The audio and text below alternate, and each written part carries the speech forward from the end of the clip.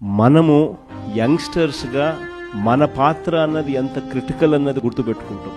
కారణం ఏంటంటే మనం మార్చకపోతే ఈ వ్యవస్థ మారదు. మనం మార్చడానికి అడుగులు ముందుకు వేస్తేనే ఈ వ్యవస్థ మారుతుంది.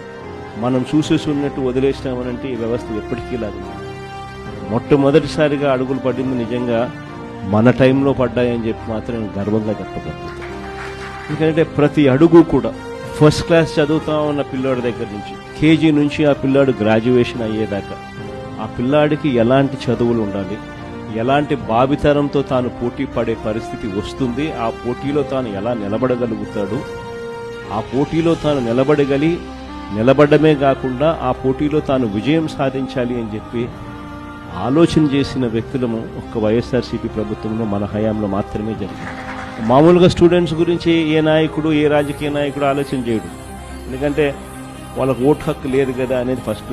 కానీ వాళ్ళే రేపొద్దున భవిష్యత్తు అని ఆలోచన చేయగలిగిన వాడు మాత్రమే రాజకీయ నాయకుడు కాదు, లీడర్ అవుతాడు.